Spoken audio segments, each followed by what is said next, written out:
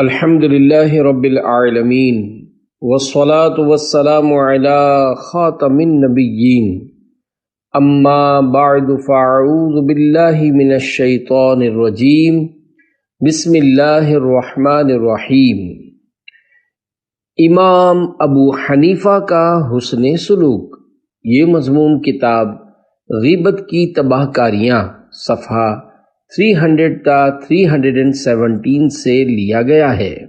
دعائے عطار یا رب المصطفیٰ، جو کوئی 17 صفحات کا رسالہ امام ابو حنیفہ کا حسن سلوک پڑھ یا سن لے، اسے امام اعظم ابو حنیفہ رحمۃ اللہ علیہ کے صدقے ہمیشہ زبان کا درست استعمال کرنے اور غیبت و چغلی سے بچنے کی توفیق عطا فرما اور بے حساب بخش دے، آمین بجاہ خاتم النبیین صلی اللہ علیہ وآلہ وسلم۔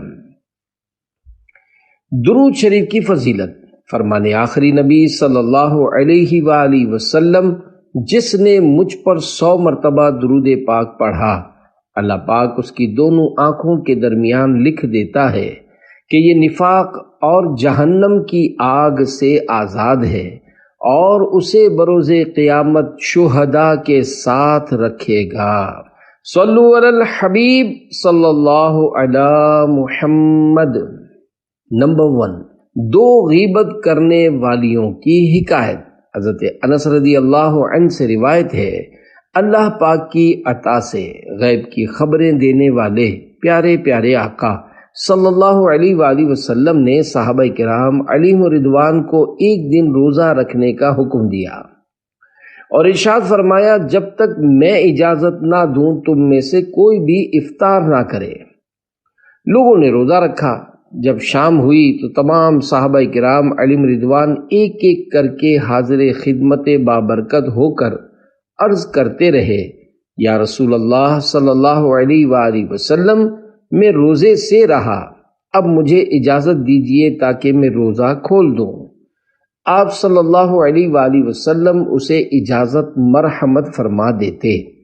ایک صحابی رضی اللہ عنہ نے حاضر ہو کر عرض کیا، آقا صلی اللہ علیہ وآلہ وسلم، 2 عورتوں نے روزہ رکھا اور وہ آپ صلی اللہ علیہ وآلہ وسلم کی خدمت بابرکت میں آنے سے حیا محسوس کرتی ہیں، انہیں اجازت دیجیے تاکہ وہ بھی روزہ کھول لیں۔ اللہ کریم کے آخری نبی صلی اللہ علیہ وآلہ وسلم نے ان سے رخ انور پھیر لیا۔ انہوں نے پھر عرض کی، آپ صلی اللہ علیہ وآلہ وسلم نے پھر چہرہ انور پھیر لیا۔ انہوں نے پھر یہی بات دہرائی۔ آپ صلی اللہ علیہ وآلہ وسلم نے پھر چہرہ انور پھیر لیا۔ وہ پھر یہی بات دہرانے لگے۔ آپ صلی اللہ علیہ وآلہ وسلم نے پھر رخ انور پھیر لیا۔ پھر غیب دان رسول صلی اللہ علیہ وآلہ وسلم نے غیب کی خبر دیتے ہوئے ارشاد فرمایا، ان دونوں نے روزہ نہیں رکھا، وہ کیسی روزہ دار ہیں، وہ تو سارا دن لوگوں کا گوشت کھاتی رہیں۔ جاؤ ان دونوں کو حکم دو کہ اگر وہ روزہ دار ہیں تو قے کر دیں۔ وہ صحابی رضی اللہ عنہ ان کے پاس تشریف لائے اور انہیں فرمان شاہی صلی اللہ علیہ وآلہ وسلم سنایا۔ ان دونوں نے قے کی تو قے سے جمع ہوا خون نکلا۔ ان صحابی رضی اللہ عنہ نے آپ صلی اللہ علیہ وآلہ وسلم کی خدمت بابرکت میں واپس حاضر ہو کر صورتحال عرض کی۔ مدنی آقا صلی اللہ علیہ وآلہ وسلم نے ارشاد فرمایا، اس ذات کی قسم جس کے قبضے قدرت میں میری جان ہے، اگر یہ ان کے پیٹوں میں باقی رہتا تو ان دونوں کو آگ کھاتی، کیونکہ انہوں نے غیبت کی تھی۔ ایک اور روایت میں ہے کہ جب سرکار مدینہ صلی اللہ علیہ وآلہ وسلم نے ان صحابی رضی اللہ عنہ سے منہ پھیرا تو وہ سامنے آئے اور عرض کی، یا رسول اللہ صلی اللہ علیہ وآلہ وسلم، وہ دونوں پیاس کی شدت سے مرنے کے قریب ہیں۔ سرکار مدینہ صلی اللہ علیہ وآلہ وسلم نے حکم فرمایا، ان دونوں کو میرے پاس لاؤ۔ وہ دونوں حاضر ہوئیں۔ سرکار عالی وقار صلی اللہ علیہ وآلہ وسلم نے ایک پیالہ منگوایا اور ان میں سے ایک کو حکم فرمایا، اس میں قے کرو۔ اس نے خون، پیپ اور گوشت کی قے کی حتیٰ کہ آدھا پیالہ بھر گیا۔ پھر آپ صلی اللہ علیہ وآلہ وسلم نے دوسری کو حکم دیا کہ تم بھی اس میں قے کرو۔ اس نے بھی اسی طرح کی قے کی یہاں تک کہ پیالہ بھر گیا۔ اللہ کے پیارے رسول سیدہ آمنہ کے گلشن کے مہکتے پھول صلی اللہ علیہ وآلہ وسلم نے ارشاد فرمایا، ان دونوں نے اللہ پاک کی حلال کردہ چیزوں یعنی کھانے پینے وغیرہ سے تو روزہ رکھا، مگر جن چیزوں کو اللہ پاک نے علاوہ روزے کے بھی حرام رکھا ہے ان حرام چیزوں سے روزہ افطار کر ڈالا۔ ہوا یوں کہ ایک لڑکی دوسری لڑکی کے پاس بیٹھ گئی اور دونوں مل کر لوگوں کا گوشت کھانے یعنی غیبت کرنے لگیں۔ علم غیب مصطفیٰ صلی اللہ علیہ وآلہ وسلم۔ اے عاشقان رسول، اس حکایت سے روز روشن کی طرح واضح ہوا کہ اللہ پاک کی عطا سے ہمارے پیارے پیارے آقا مکی مدنی مصطفیٰ صلی اللہ علیہ وآلہ وسلم کو علم غیب حاصل ہے، اور آپ صلی اللہ علیہ وآلہ وسلم کو اپنے غلاموں کے تمام معاملات معلوم ہو جاتے ہیں۔ جب ہی تو ان لڑکیوں کے بارے میں مسجد شریف میں بیٹھے بیٹھے غیب کی خبر ارشاد فرما دی۔ اس حکایت سے یہ بھی پتہ چلا کہ غیبت اور دوسرے گناہوں کا ارتکاب کرنے سے براہ راست اس کا اثر روزے پر بھی پڑ سکتا ہے، جس کی وجہ سے روزے کی تکلیف ناقابل برداشت ہو سکتی ہے۔ بہرحال روزہ ہو یا نہ ہو، زبان قابو ہی میں رکھنی چاہیے، ورنہ یہ ایسے گل کھلاتی ہے کہ توبہ۔ سرور دین لیجئے اپنے ناتوانوں کی خبر، نفس و شیطان سیدہ کب تک دباتے جائیں گے۔ صلو علی الحبیب صلی اللہ علی محمد۔ نمبر 2، غیبت سے باز رکھنے کا حسین انداز۔ حضرت سفیان بن حسین رحمۃ اللہ علیہ کہتے ہیں کہ میں حضرت سیدنا ایاس بن معاویہ رحمۃ اللہ علیہ کے پاس بیٹھا ہوا تھا، اتنے میں ایک شخص قریب سے گزرا۔ میں نے اس کی برائی بیان کرنا شروع کر دی۔ انہوں نے کہا خاموش۔ پھر فرمانے لگے سفیان، کیا تم نے رومیوں اور ترکوں کے خلاف جنگ کی ہے؟ جواب دیا نہیں۔ وہ بولے ترک اور رومی تو تم سے بچ گئے، لیکن ایک مسلمان بھائی محفوظ نہ رہ سکا، یعنی دیکھتے ہی تم نے اس کی غیبت شروع کر دی۔ حضرت سفیان رحمت اللہ علیہ کہتے ہیں میرا دل چوٹ کھا گیا، اور اس کے بعد میں نے کبھی کسی کی غیبت اور آبرو ریزی نہیں کی۔ اللہ رب العزت کی ان پر رحمت ہو اور ان کے صدقے ہماری مغفرت ہو، آمین بجاہ النبی الامین صلی اللہ علیہ وآلہ وسلم۔ اے عاشقان رسول، جب بھی ہمارے سامنے کوئی غیبت وغیرہ کا ارتکاب کرے تو ممکنہ صورت میں اسے سمجھانا چاہیے کہ سمجھانا رائے گا نہیں جاتا۔ رب کائنات پارہ 27 سورۃ الذاریات آیت نمبر 55 میں ارشاد فرماتا ہے وَذَكِّرْ فَإِنَّ الذِّكْرَىٰ تَنفَعُ الْمُؤْمِنِينَ۔ ترجمہ کنز الایمان، اور سمجھاؤ کہ سمجھانا مسلمانوں کو فائدہ دیتا ہے۔ عمل کا ہو جذبہ عطا یا الہی، گناہوں سے مجھ کو بچا یا الہی۔ صلو علی الحبیب صلی اللہ علی محمد۔ نمبر 3، روئی والے نے خیانت کی۔ ایک نیک شخص نے اپنی رفیقہ حیات یعنی بیوی کے لیے روئی خریدی۔ جب گھر پہنچا تو وہ کہنے لگی کہ روئی بیچنے والوں نے آپ کے ساتھ خیانت یعنی ٹھگ بازی کی ہے۔ اس شخص نے عورت کو فوراً طلاق دے دی۔ اس آدمی سے جب اس کا سبب پوچھا گیا تو کہا میں ایک غیرت مند انسان ہوں، مجھے خدشہ لاحق ہوا کہ بروز قیامت اگر روئی بیچنے والے اس غیبت و تہمت کی وجہ سے اس سے اپنا حق کے طلبگار ہوئے تو کہیں اہل محشر یہ نہ کہیں کہ دیکھو فلاں کی بیوی سے روئی بیچنے والے اپنا حق مانگ رہے ہیں، اس لیے میں نے اسے طلاق دے دی۔ تاجروں کی غیبت کی 17 مثالیں۔ اے عاشقان رسول، کسی قوم یا محکمے کی غیبت کرنا، مثلاً کہنا پولیس والے رشوت خور ہوتے ہیں، یہ گناہوں بری غیبت نہیں، کیونکہ محکمہ پولیس یا قوم یا گروپ کے اندر اچھے برے دونوں طرح کے لوگ ہوتے ہیں۔ البتہ کسی قوم یا محکمہ پولیس کے ہر فرد کی برائی مقصود ہو تو ضرور غیبت ہے۔ مذکورہ حکایت میں کسی مخصوص روئی والے کا نہیں، مطلقاً روئی والوں کا ذکر ہے، اس لحاظ سے تو یہ غیبت نہ ہوئی، مگر ہو سکتا ہے کہ اس گاؤں میں روئی کی 2 یا 3 ہی دکانیں ہوں، اور اس عورت نے جو غیبت بھری گفتگو کی، اس کے سیاق و سباق سے اس نیک آدمی نے یہی مراد سمجھی ہو کہ وہ ہمارے یہاں کے ہر روئی والے کو خائن و ٹھگ کہہ رہی ہے، لہذا خوف قیامت کے سبب فوراً طلاق دے دی ہو۔ واللہ اعلم ورسولہ اعلم صلی اللہ علیہ وآلہ وسلم۔ بہرحال اس حکایت سے وہ لوگ عبرت حاصل کریں جو بلا کسی مصلحت شرعی بات پر تاجروں کی غیبت و تہمت کے متعلق بلا تکلف اس طرح کے جملے کہتے رہتے ہیں۔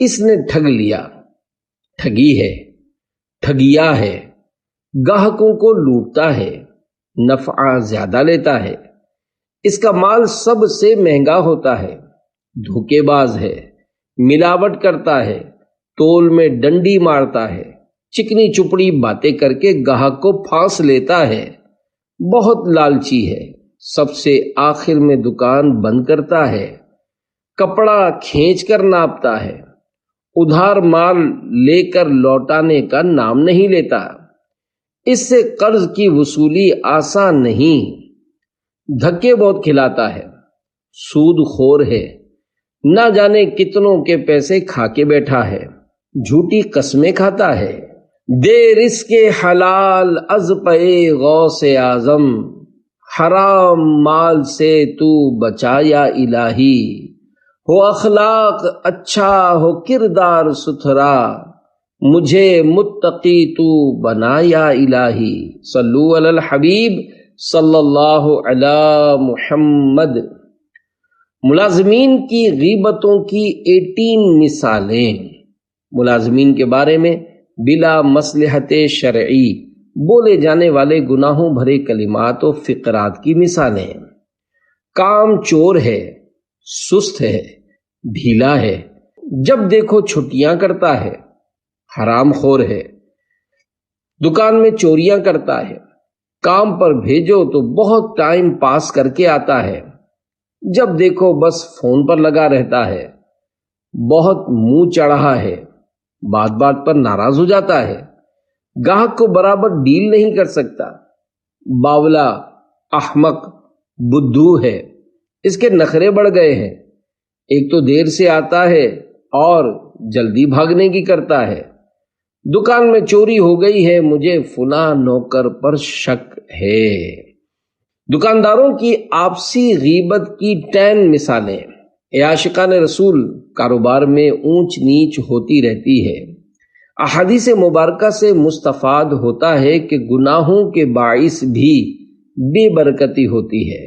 مسلمان کو چاہیے کہ اگر کبھی بے برکتی ہو یا بکری میں کمی آئے تو اپنے اعمال کا محاسبہ کرے، مگر بعض لوگ ایسے موقع پر شیطان کے بہکاوے میں آ کر بدگمانیوں، غیبتوں اور تہمتوں پر اتر آتے ہیں اور کچھ یوں کہتے سنائی دیتے ہیں، لگتا ہے فلاں میرے کاروبار کی ترقی دیکھ نہیں سکتا، میرے گاہک توڑتا ہے، جان بوجھ کر دام کم بتا کر میرے گاہک خراب کر دیتا ہے، خود ملاوٹ والا مال بیچتا ہے مگر میرے گاہک کو بدظن کرنے کے لیے میری چیزوں کو ملاوٹ والی کہتا ہے، بدماشی کر کے میری دکان کے آگے پتھارا لگوا دیا ہے، یہ چاہتا ہے کہ بس کسی طرح میں یہ دکان چھوڑ دوں، اس نے ایسی نظر لگا دی ہے کہ گاہک قریب نہیں پھٹکتا، وہ سامنے والا دکاندار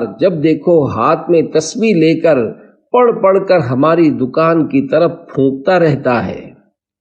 اس دن تو باقاعدہ مصلی بچھا کر نمازیں پڑھے جا رہا تھا اور ایک بار تو ہماری دکان کی طرف دیکھا بھی تھا۔ ہو نہ ہو اسی نے جادو کے زور سے کاروبار کی بندش کر دی ہے۔ اے عاشقان رسول، یہ بات گرے میں باندھ لیجئے کہ ذکر و اذکار، نمازوں اور پاک کلاموں کے ذریعے جادو ہو ہی نہیں سکتا۔ لہذا کسی مسلمان کے بارے میں بدگمانیوں، غیبتوں، تہمتوں کے گناہوں میں مت پڑیے، اپنی نظر اللہ پاک پر رکھیے۔ حقوق العباد آہ ہوگا میرا کیا، کرم مجھ پہ کر دے کرم یا الہی، بڑی کوششیں کی گناہ چھوڑنے کی، رہے آہ ناکام ہم یا الہی۔ صلو علی الحبیب صلی اللہ علی محمد۔ نمبر 4، گن پوائنٹ پر موبائل چھیننے والا نوجوان۔ غیبت کرنے سننے کی عادت نکالنے، نمازوں اور سنتوں کی عادت ڈالنے کے لیے دعوت اسلامی کے مشک بار ماحول سے ہر دم وابستہ رہیے۔ سنتیں سیکھنے سکھانے کے لیے مدنی قافلوں میں عاشقان رسول کے ساتھ سنتوں بھرا سفر کیجیے اور کامیاب زندگی گزارنے اور آخرت سنوارنے کے لیے نیک کام کے مطابق عمل کر کے روزانہ جائزے کے ذریعے رسالہ پر کر کے ہر ماہ کی پہلی تاریخ اپنے ذمہ دار کو جمع کروانے کا معمول بنا لیجئے۔ سنتیں سیکھنے سکھانے کے لیے مدنی قافلوں میں خوب سفر کیجیے۔ آپ کی ترغیب کے لیے مدنی بہار گوش گزار کی جاتی ہے، ضرورتاً جملوں کی نوک پلک سنواری گئی ہے۔ چنانچہ لیاری کراچی کے ایک اسلامی بھائی دعوت اسلامی کے دینی ماحول سے وابستہ ہونے سے پہلے شرابی تھے، بے نمازی تھے، چوریاں کیا کرتے اور گن پوائنٹ پر موبائل چھینا کرتے تھے۔ مزید بھی کئی بری عادتوں میں مبتلا تھے۔ انہوں نے اپنی زندگی کے 4 سال انہی کاموں میں گزار دیے۔ پھر انہیں ایک اسلامی بھائی نے مدنی قافلے میں سفر کی ترغیب دلائی اور وہ 1 ماہ کے مدنی قافلے کے مسافر بن گئے۔ مدنی قافلے میں انہیں بہت راحت ملی۔ انہوں نے گناہوں سے پکی توبہ کر لی۔ پھر اللہ پاک کے کرم سے ان کو فیضان مدینہ کراچی میں تربیتی کورس کرنے کی بھی سعادت ملی۔ اللہ کرم ایسا کرے تجھ پہ جہاں میں، اے دعوت اسلامی تیری دھوم مچی ہو۔ صلو علی الحبیب صلی اللہ علی محمد۔ نیکی کی دعوت عام کرنے کا جذبہ۔ اے عاشقان رسول، دیکھا آپ نے مدنی قافلوں کی بھی کیسی پیاری مدنی بہاریں ہیں۔ جہاں مدنی قافلے کی برکت سے نیک بننے کی سعادت میسر آتی ہے، وہاں اس میں نیکی کی دعوت عام کرنے کا جذبہ بھی ملتا ہے، اور نیکی کی دعوت عام کرنے میں ثواب ہی ثواب ہے۔ اس ضمن میں 4 احادیث مبارکہ پیش کی جاتی ہیں۔ 4 فرامین مصطفیٰ صلی اللہ علیہ وآلہ وسلم۔ نمبر 1، نیکی کی راہ دکھانے والا نیکی کرنے والے کی طرح ہے۔ نمبر 2، اگر اللہ پاک تمہارے ذریعے کسی ایک شخص کو ہدایت عطا فرمائے تو یہ تمہارے لیے اس سے اچھا ہے کہ تمہارے پاس سرخ اونٹ ہوں۔ نمبر 3، بے شک اللہ پاک، اس کے فرشتے، آسمان اور زمین کی مخلوق، یہاں تک کہ چونٹیاں اپنے سوراخوں میں اور مچھلیاں پانی میں، لوگوں کو نیکی سکھانے والے پر صلات بھیجتے ہیں۔ حکیم الامت حضرت مفتی احمد یار خان رحمت اللہ علیہ فرماتے ہیں، اللہ پاک کی صلات سے اس کی خاص رحمت اور مخلوق کی صلات سے خصوصی دعائے رحمت مراد ہے۔ بہترین صدقہ یہ ہے کہ مسلمان آدمی علم حاصل کرے پھر اپنے مسلمان بھائی کو سکھائے۔ صلو علی الحبیب صلی اللہ علی محمد۔ نمبر 5، امام اعظم کا اپنے گستاخ کے ساتھ حسن سلوک۔ حضرت امام اعظم ابو حنیفہ رحمۃ اللہ علیہ مینا شریف کی مسجد الخیف میں تشریف فرما تھے کہ ایک شخص نے آ کر مسئلہ پوچھا۔ آپ رحمۃ اللہ علیہ نے اس کا جواب دیا۔ پھر کسی نے کہا کہ یہ حضرت حسن بصری رحمۃ اللہ علیہ کے جواب کے بالکل خلاف ہے۔ ارشاد فرمایا، اس مسئلے میں حسن بصری رحمۃ اللہ علیہ نے اجتہادی خطا کی۔ پھر ایک اور شخص آیا، اس نے اپنا چہرہ چھپایا ہوا تھا۔ اس نے آپ رحمۃ اللہ علیہ کو گالی نکالی اور کہا، تم حسن بصری رحمۃ اللہ علیہ کو خطا کار کہتے ہو؟ مگر آپ رحمۃ اللہ علیہ کی قوت برداشت کا یہ عالم کہ آپ رحمۃ اللہ علیہ کے چہرے پر کوئی غصہ نظر نہ آیا۔ حاضرین طیش میں آ کر اس گستاخ کو مارنے کے لیے اٹھے۔ امام اعظم رحمۃ اللہ علیہ نے لوگوں کو ٹھنڈا کیا اور اس شخص سے فرمایا، حسن بصری رحمۃ اللہ علیہ سے اجتہادی غلطی ہوئی، اور حضرت ابن مسعود رضی اللہ عنہ نے اس باب میں جو روایت کی وہ صحیح ہے۔ اللہ رب العزت کی ان پر رحمت ہو اور ان کے صدقے ہماری مغفرت ہو، آمین بجاہ النبی الامین صلی اللہ علیہ وآلہ وسلم۔ غصے پر قابو کے بھی کیا خوب فضائل ہیں۔ اے عاشقان اولیاء، دیکھا آپ نے کروڑوں حنفیوں کے عظیم پیشوا حضرت امام اعظم امام ابو حنیفہ رحمۃ اللہ علیہ کا صبر و تحمل۔ حالانکہ آپ رحمۃ اللہ علیہ چاہتے تو لوگ مار مار کر اس کا بھرکس نکال دیتے، مگر آپ رحمۃ اللہ علیہ نے ایسا نہ ہونے دیا۔ جب کوئی اپنی بے عزتی کرے تو عموماً غصہ آ جاتا ہے، مگر ایسے موقع پر غصے کو روک کر اس کے فضائل کا حقدار بننا چاہیے۔ عاشقان رسول کی مدنی تحریک دعوت اسلامی کے مکتبۃ المدینہ کی کتاب بہار شریعت حصہ 16 صفحہ 188 تا 189 پر ہے۔ نبی کریم صلی اللہ علیہ وآلہ وسلم کا فرمان عظیم ہے، جو شخص اپنی زبان کو محفوظ رکھے گا اللہ پاک اس کی پردہ پوشی فرمائے گا، اور جو اپنے غصے کو روکے گا قیامت کے دن اللہ پاک اپنا عذاب اس سے روک دے گا، اور جو اللہ پاک سے عذر کرے گا اللہ پاک اس کے عذر کو قبول فرمائے گا۔ کیا امام اعظم نے حسن بصری کی غیبت کی؟ مذکورہ حکایت میں امام اعظم ابو حنیفہ رحمۃ اللہ علیہ نے حسن بصری رحمۃ اللہ علیہ کی یہ کہہ کر غیبت کی کہ انہوں نے اجتہادی خطا کی، مگر یہ جائز غیبت تھی، کیونکہ ایک مفتی شرعی مسئلے پر خطا کرے تو دوسرا مفتی اس کا رد کر سکتا ہے۔ چنانچہ بہار شریعت حصہ 16 صفحہ 178 تا 179 پر ہے۔ حدیث کے راویوں اور مقدمے یعنی کیس کے گواہوں اور مصنفین پر جرح کرنا اور ان کے عیوب بیان کرنا جائز ہے۔ اگر راویوں کی خرابیاں بیان نہ کی جائیں تو حدیث صحیح اور غیر صحیح میں امتیاز نہ ہو سکے گا۔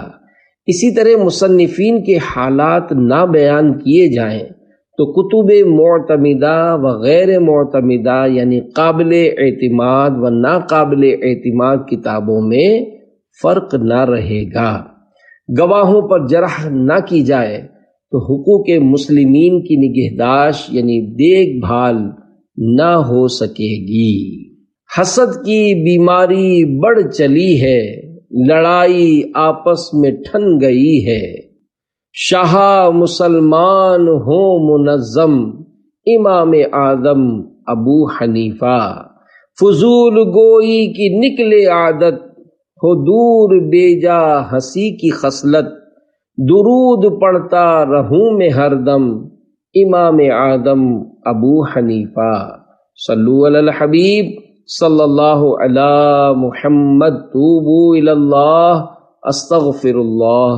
صلو علی الحبیب صلی اللہ علی محمد۔ نمبر 6، امام اعظم رحمۃ اللہ علیہ نے کبھی دشمن کی بھی غیبت نہیں کی۔ ایک مرتبہ حضرت عبداللہ ابن مبارک رحمۃ اللہ علیہ نے حضرت سفیان ثوری رحمۃ اللہ علیہ سے کہا کہ الحمدللہ امام اعظم ابو حنیفہ رحمۃ اللہ علیہ غیبت سے اتنا زیادہ بچتے ہیں کہ میں نے کبھی ان کو دشمن کی غیبت کرتے بھی نہیں سنا۔ آدھے اہل زمین سے بھی امام اعظم کی عقل زیادہ۔ پیارے پیارے اسلامی بھائیوں، حضرت امام اعظم رحمۃ اللہ علیہ کی عقل مندی کے کیا کہنے ہیں؟ یقیناً عقل مند وہی ہے جو اپنے آپ کو اللہ پاک و رسول صلی اللہ علیہ وآلہ وسلم کی اطاعت میں لگائے رکھے، ورنہ تو وہ بے وقوف ہی کیا، بے وقوفوں کا بھی سردار ہے، جو مسلمانوں کی غیبتوں میں پڑھ کر اپنی نیکیاں برباد کر کے جہنم کا حقدار بنتا رہے۔ عاشقان رسول کی مدنی تحریک دعوت اسلامی کے مکتبۃ المدینہ کی کتاب حکایتیں اور نصیحتیں 649 صفحات صفحہ 332 پر ہے۔ حضرت علی بن عاصم رحمۃ اللہ علیہ نے ارشاد فرمایا، اگر نصف یعنی آدھے اہل زمین کی عقلوں سے امام ابو حنیفہ رحمۃ اللہ علیہ کی عقل کا موازنہ کیا جائے تو بھی آپ رحمۃ اللہ علیہ کی عقل زیادہ ہوگی۔ غیبتیں مت کیجئے پچھتائیں گے، گھپ اندھیری قبر میں جب جائیں گے، سانپ بچھو دیکھ کر چلائیں گے، بے بسی ہوگی نہ کچھ کر پائیں گے۔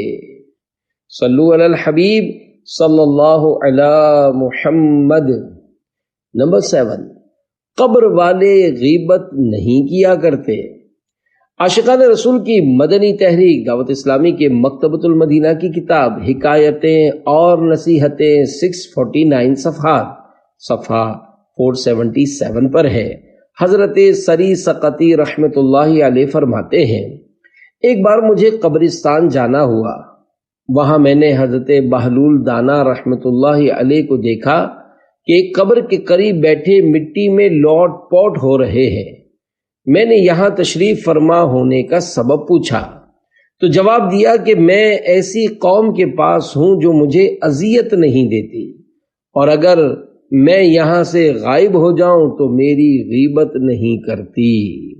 اللہ رب العزت کی ان پر رحمت ہو اور ان کے صدقے ہماری مغفرت ہو، آمین بجاہ خاتم النبیین صلی اللہ علیہ وآلہ وسلم۔ سبحان اللہ، اللہ والوں کی بھی کیا خوب مدنی سوچ ہوا کرتی ہے۔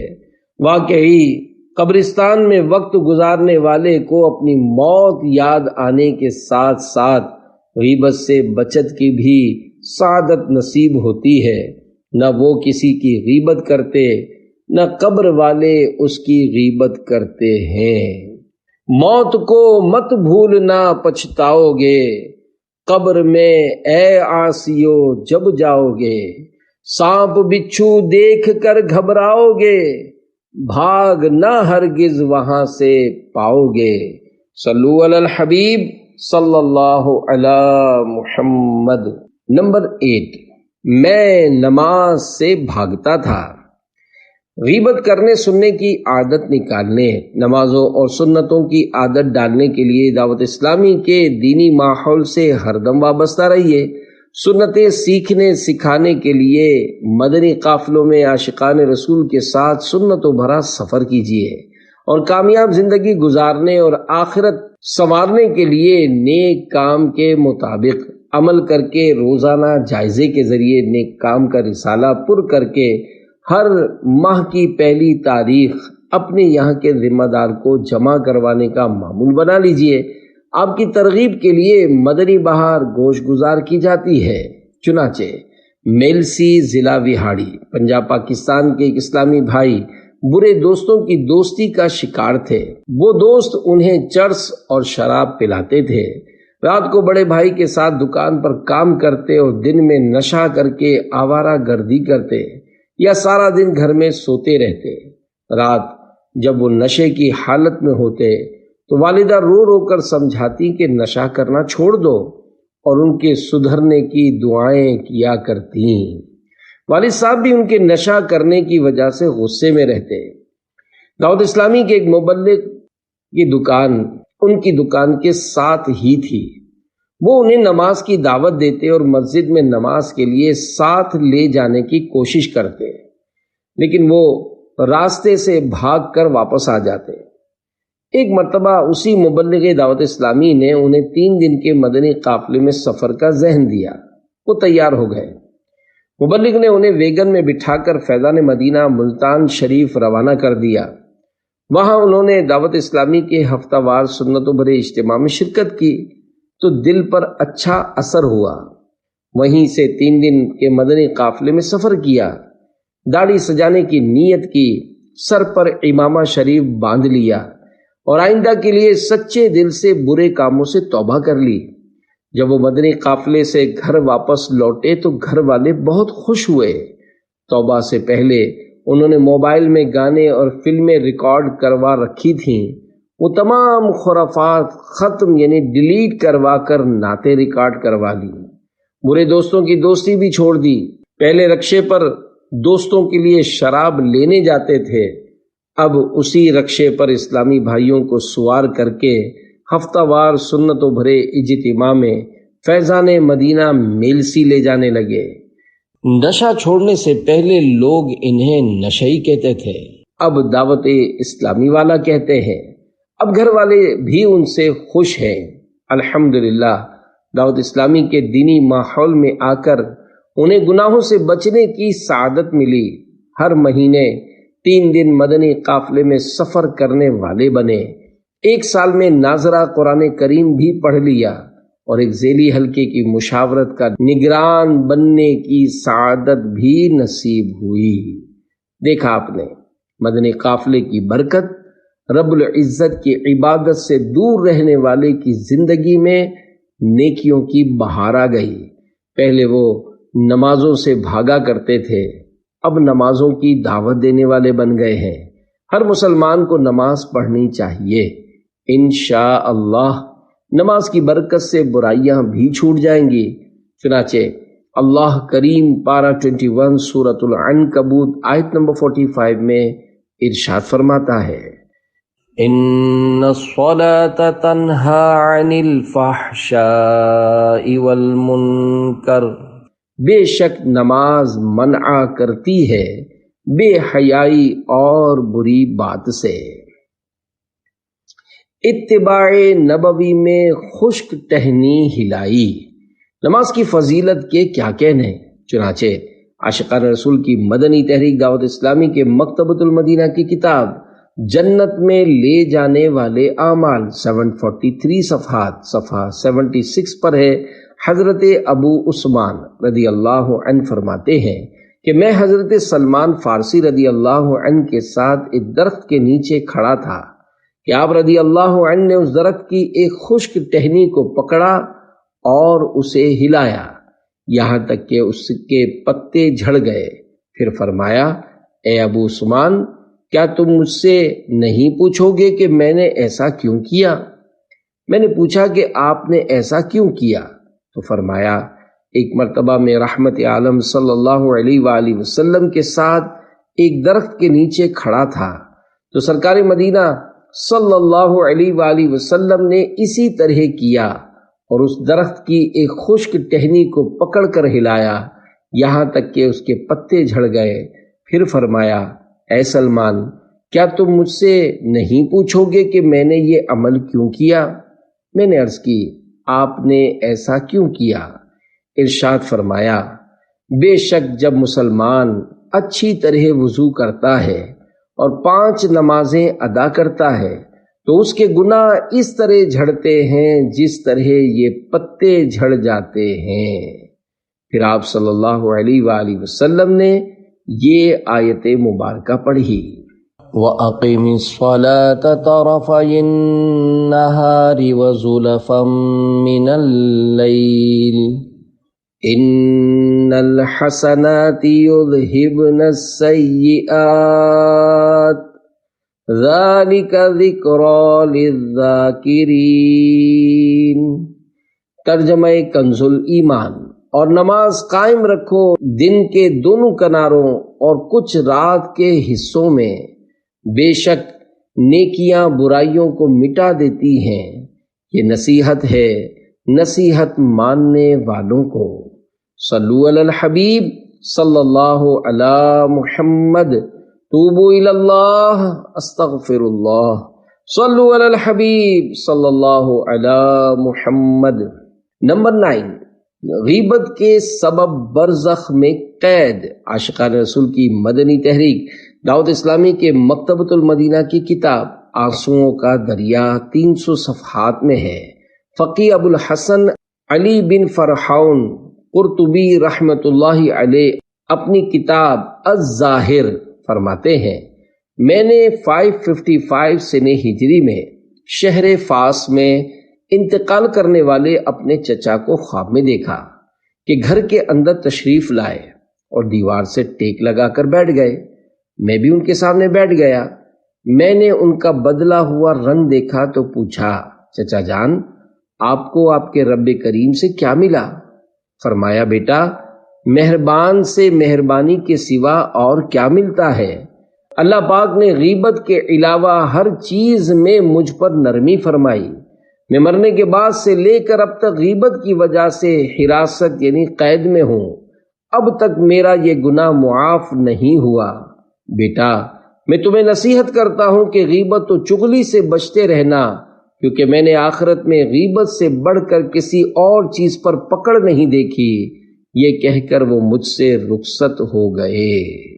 گھپ اندھیرا ہی کیا وحشت کا بسیرا ہوگا، قبر میں کیسے اکیلا میں رہوں گا یا رب، گر کفن پھاڑ کے سانپوں نے جمایا قبضہ، ہائے بربادی کہاں جا کے چھپوں گا یا رب، ڈنک مچھر کا بھی مجھ سے تو سہا جاتا نہیں، کیسے میں پھر قبر میں بچھو کے ڈنک کی آہ سہوں گا یا رب، گر تو ناراض ہوا میری ہلاکت ہوگی، ہائے میں نار جہنم میں جلوں گا یا رب، عفو کر اور صدا کے لیے راضی ہو جا، گر کرم کر دے تو جنت میں رہوں گا یا رب۔